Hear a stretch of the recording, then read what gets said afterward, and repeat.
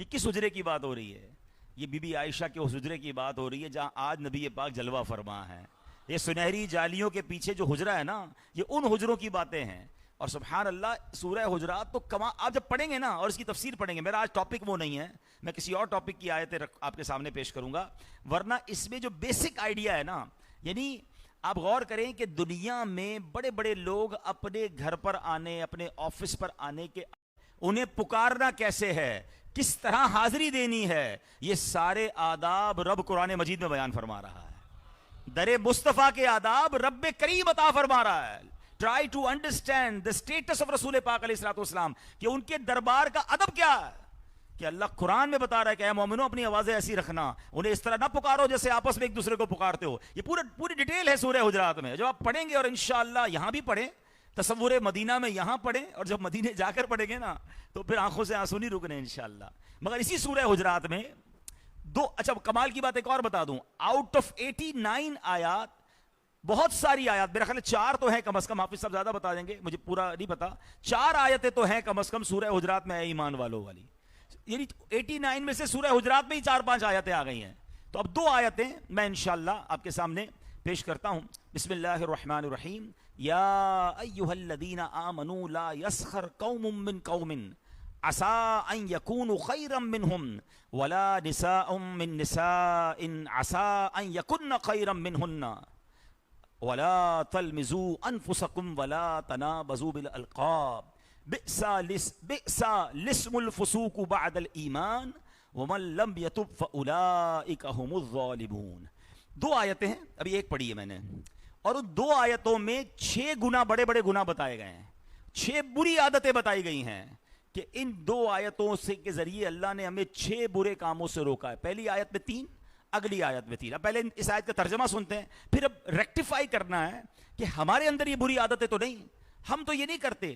اب سنیے، اللہ فرماتا ہے اے ایمان والو، مرد دوسرے مردوں پر نہ ہنسیں، ہو سکتا ہے کہ وہ ان ہنسنے والوں سے بہتر ہوں، اور نہ عورتیں دوسری عورتوں پر ہنسیں، ہو سکتا ہے کہ وہ ان ہنسنے والیوں سے بہتر ہوں. اور آپس میں کسی کو تانا نہ دو اور ایک دوسرے کے برے نام نہ رکھو. مسلمان ہونے کے بعد فاسق کہلانا کیا ہی برا نام ہے، اور جو توبہ نہ کریں تو وہی ظالم ہے. ایک آیت 3 برے کام. پہلا کیا فرمایا؟ ہنسنا نہیں ہے، ایک دوسرے کا مذاق اڑاتے ہیں، ایک دوسرے پر تانے دیتے ہیں، ایک دوسرے کو جناب ٹونٹ کرتے ہیں. اس میں بہت ساری کیٹیگری آ گئی. عورتیں عورتوں پہ ہنس رہی ہیں، اس کے پاس تو کپڑے ہی نہیں ہیں، اس کا دیکھو رشتہ کہاں ہو گیا ہے، اس کی تو صورت ہی نہیں ہے، یہ تو اچھی نہیں لگتی. مرد مرد پر ہنس رہے ہیں، کیسے ہنس رہے ہیں؟ یہ تو غریب ہے، اس کے پاس تو کاروبار ہی نہیں، اس کی گاڑی دیکھو پھٹیچر ہیں، اس کا تو خاندان دیکھو کیسا ہے، اس کی نوکری کیسی ہے، یہ دکھتا کیسا ہے. ولا حول ولا قوت الا باللہ. قرآن کہتا ہے تمہیں نہیں پتا کس پہ ہنس رہے ہو، تم سے بہتر ہو. اللہ جانتا ہے نا، ہمیں کیا پتا کہ اس کا چہرہ اتنا خوبصورت نہیں جتنا اللہ نے آپ کو بنایا، مگر اللہ کی بارگاہ میں اس کا مرتبہ کیا ہے. کیا چہرہ اچھا ہونا مقبولیت کی دلیل ہے؟ کیا گاڑی بڑی ہونا مقبولیت کی دلیل ہے؟ کیا بڑا گھر ہونا مقبولیت کی دلیل ہے؟ یا جس کے دنیا میں فالوور زیادہ، جس کو چاہنے والے زیادہ، جس کی خاندان میں عزت زیادہ، وہ اللہ کے نزدیک عزت والا ہے؟ نہیں. ان اقربکم عند اللہ اتقاکم، بے شک اللہ کے نزدیک عزت والا وہ ہے جو تم میں زیادہ تقوی والا ہے. تقوی، عزت اللہ کی بارگاہ میں مال و دولت اور دنیاوی منصب سے نہیں. مگر عجیب معاملہ ہے، ادھر جناب لوگ ہنس رہے ہیں، مذاق اڑا رہے ہیں، کسی کا نام رکھ دیا. آگے قرآن کہتا ہے کہ برے نام نہ رکھو، ولا تنابزوا بالالقاب، ایک دوسرے کے برے نام نہ رکھو. ایسے ایسے نام رکھے ہوئے ہیں، لمبو، چھوٹا، موٹو، کانا، کالا. یار اگر اللہ نے اس کو یہ صلاحیت نہیں دی ہے، آپ اس کا مذاق اڑاؤ گے؟ ہونا تو یہ چاہیے کہ اگر کوئی بیچارہ معذور ہے، اس کے اندر کوئی خامی ہے، اس کو دیکھ کر بندہ اللہ کا شکر ادا کرے کہ مالک تو نے مہربانی کی، مجھے اتنا اچھا بنایا، مجھے صحت مند بنایا. یہ سن نہیں سکتا، میں سن پا رہا ہوں. یہ دیکھ نہیں سکتا، اس کی دونوں آنکھیں پراپر نہیں ہیں. اے اللہ میں دیکھ سکتا ہوں، اس کی باڈی میں بیلنس نہیں ہے، سیدھا چل نہیں سکتا، تو کیا اس کو لنگڑا کہیں گے؟ ارے اپنے پیر سلامتی پر شکر ادا کرو نا رب کا کہ میرے پیر، اگر پیر دونوں پیر میں ایک پیر 2-4 انچ چھوٹا ہو نا تو بندہ پراپر چل نہیں سکتا. اللہ نے بیلنس دیا مجھے اور آپ کو. یہ دونوں ہاتھ بالکل ایکول برابر دیے ہیں، ہاتھ چھوٹے بڑے نہیں دیے، انگلیاں برابر دی ہیں. ارے کتنی نعمتیں دی ہیں، مگر شکر کی بجائے لوگوں کا مذاق اڑاتے ہیں. عربی کا ایک مقولہ ہے، اور عربی ہے نا کمال زبان ہے، ویسے 2 لفظوں میں ہی بات پوری ہو جاتی ہے. کیا فصاحت ہے عربی میں. من ضحکا ضحکا، دو ہی لفظ ہیں، 2 words but sentence is complete, message conveyed. and what is the message؟ جو ہنستا ہے اس پر ہنسا جاتا ہے. اب سوچ لیجئے، آج کسی پر ہنس رہے ہو، دیر نہیں لگے گی، تھوڑے دنوں بعد ہنسا جائے گا.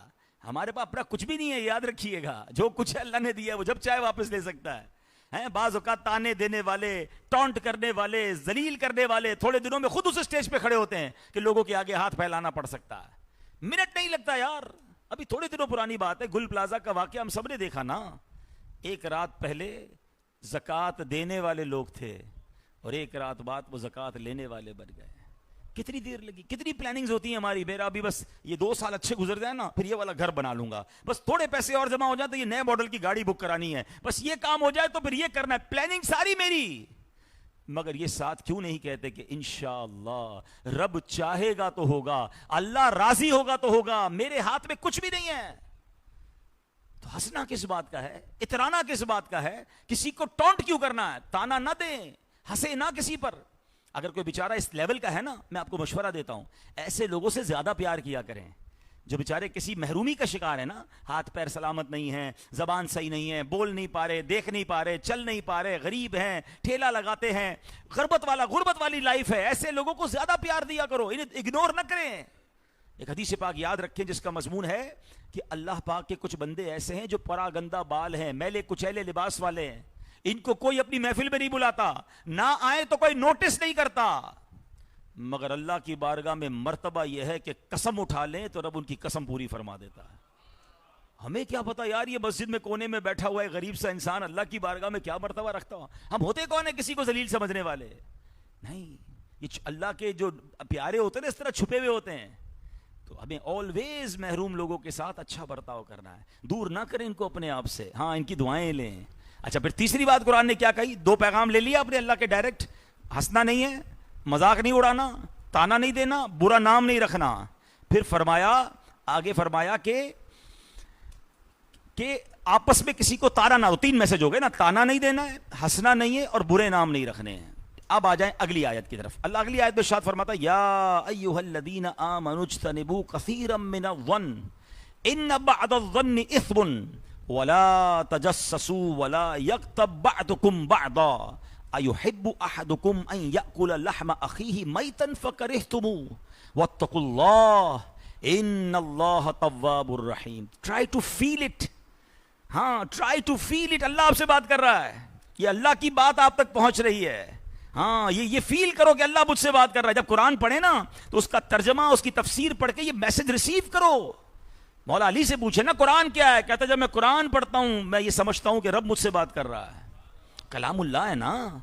اور اچھا، پھر جس کو کلام اللہ سمجھ آ جائے نا، اس کو ایک اور مزے کی بات بتاؤں. آپ کو جس سے پیار ہو نا اس سے باتیں کر کے جی نہیں بھرتا. جس سے محبت ہو نا، بندہ کہتا ہے محبوب کی باتیں چلتی رہے، یا وہ مجھ سے باتیں کرے یا میں اس سے باتیں کروں. 2 میں سے ایک بات ہوگی، یا تو میں اپنے محبوب کی باتیں سنتا رہوں یا اس سے کرتا رہوں. جی نہیں بھرتا جس سے پیار ہو. بچے سے پیار ہو تو بچوں سے باتیں کرتا رہتا ہے، گھر والوں سے پیار ہو بندہ فیملی سے باتیں کرتا رہتا ہے. کسی کو ماں سے پیار ہوتا ہے وہ ماں کے پاس بیٹھا باتیں کرتا رہتا ہے. بتاؤ اللہ سے کتنا پیار ہونا چاہیے. دعویٰ ہم سب کا ہے مجھے اللہ سے پیار ہے. اللہ سے پیار ہے تو کتنی باتیں کرتے ہو اللہ سے، بتاؤ نا. پورے دن میں کتنی بار اللہ سے بات کی؟ کوئی رکاوٹ نہیں ہے آپ کی اور اللہ کی گفتگو میں. اگر آپ یہ چاہتے ہو کہ اللہ آپ سے بات کرے، تلاوت کرتے رہو، سمجھتے رہو، انڈرسٹینڈ کرتے رہو. آپ ڈائریکٹ اللہ کا کلام سن رہے ہو اور اب آپ کا جی چاہ رہا ہے میں اللہ سے باتیں کروں. آپ نماز پڑھنا شروع کر دو. ہاں، نماز میں آپ اللہ سے باتیں کر رہے ہو، دعا کرنا شروع کر دو. دعا تو کیسا پیارا کنیکشن ہے اپنی مادری زبان میں. ہاں، بلکہ چلے ایک مشورہ بھی دیتا ہوں. نارملی ہم دعائیں کرتے ہیں ہماری مادری زبان. مثال کے طور پر آپ میں سے کوئی پنجابی بھائی بیٹھے ہوں گے، کوئی میمن بیٹھے ہوں گے، کوئی اور لینگویج ہوگی، اور بعض اوقات ہم عربی میں تو خیر کرنی چاہیے، سنت ہے، لیکن آپ اپنی اردو میں دعائیں کر رہے ہوتے ہیں. کبھی آپ اپنی مدر لینگویج میں دعا کر کے دیکھو، ہائے ہائے، اس میں جو آپ کی کنیکٹیوٹی بنے گی نا اللہ سے. ہاں، اپنی زبان میں بات کرو. بلکہ سچی بات تو یہ ہے کہ زبان میں بات بھی کیوں کرنی، وہ تو دل کے حال بھی جانتا ہے. ہاں، میں صرف سر جھکا کر دل میں بھی اس سے باتیں کروں نا تو میرا مالک وہ بھی سمجھتا ہے، وہ میری بات وہ بھی اس تک پہنچتی ہے، وہ بھی اسے جانتا ہے کہ میں کیا کہنا چاہ رہا ہوں. تو اے میرے پیارے اسلامی بھائیوں، ہمیں اللہ کی بارگاہ میں گر گڑانا ہے، اللہ کی بارگاہ میں باتیں کرنی ہے رب سے. تو اب بات ہو رہی ہے دوسری آیت کی. دوسری آیت میں رب عز و جل نے کیا ارشاد فرمایا؟ اے ایمان والو، بہت زیادہ گمان سے بچو، بے شک کوئی گمان گناہ ہو جاتا ہے. اب یہاں جو گمان کا مسئلہ ہے نا، باپ رے باپ، بدگمانی. بدگمانی کو بدترین جھوٹ کہا گیا.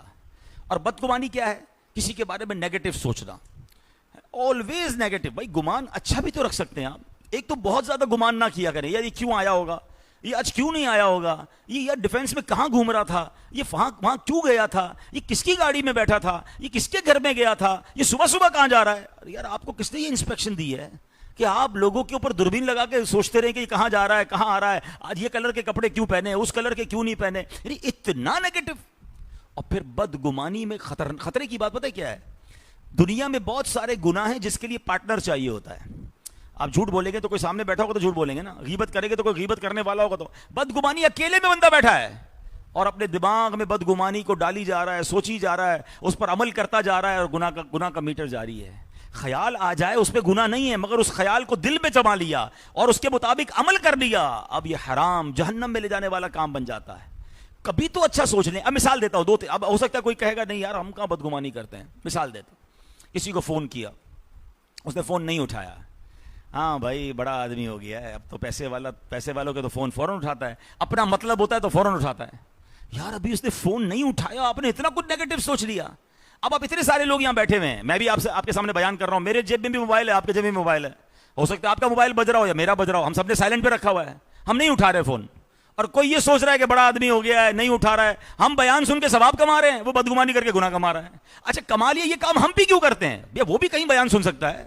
اچھا آپ سوتے تو کیا موبائل اٹھاتے ہیں؟ نہیں اٹھاتے. واش روم میں نہیں اٹھاتے ہوں گے، نماز میں نہیں اٹھاتے. Why not positive? یار فون نہیں اٹھا رہا، بیزی ہوگا، کر لے گا.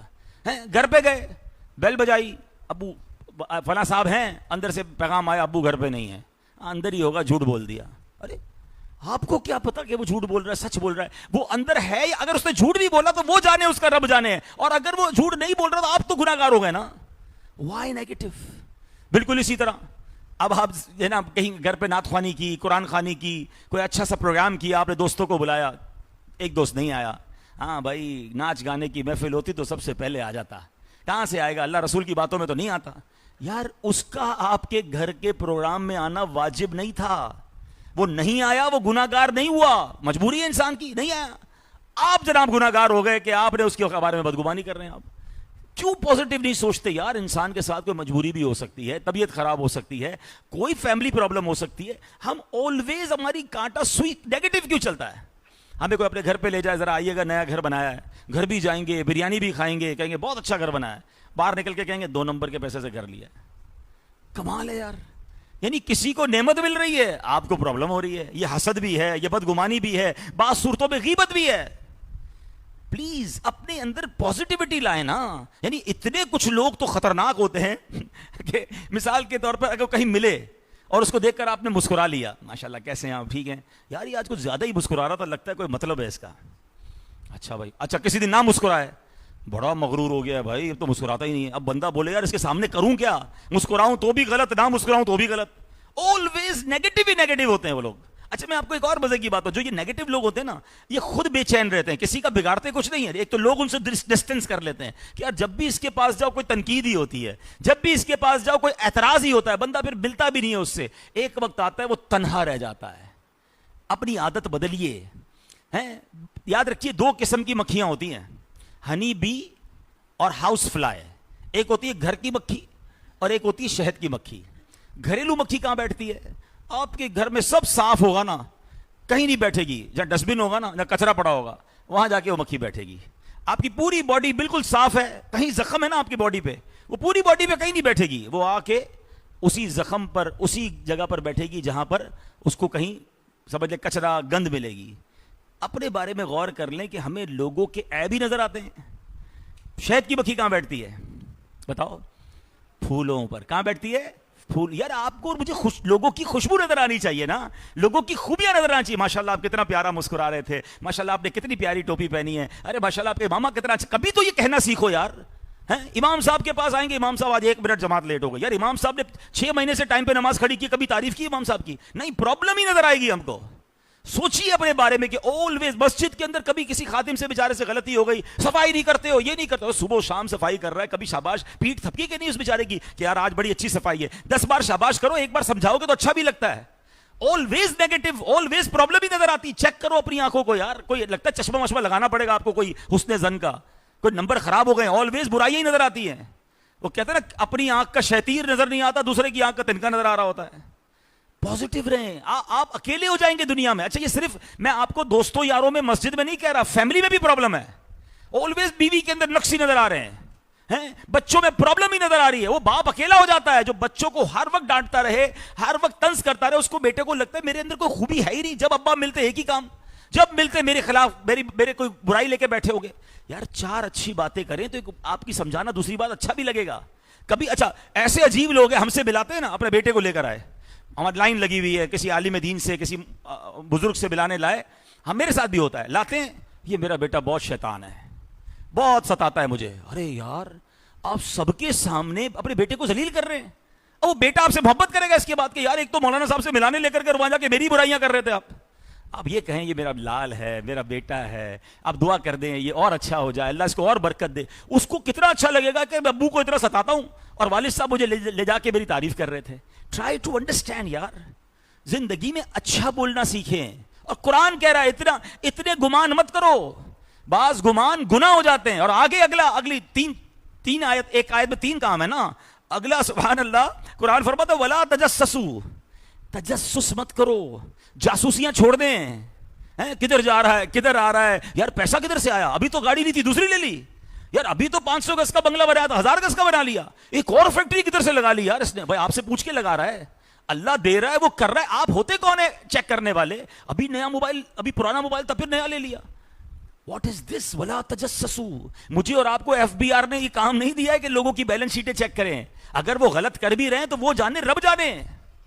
لیکن اس تجسس میں پڑھنے کی وجہ سے ایک تو گناہ, دوسرا بے چینی, بدگمانی. گناہ کیوں کر رہے یار.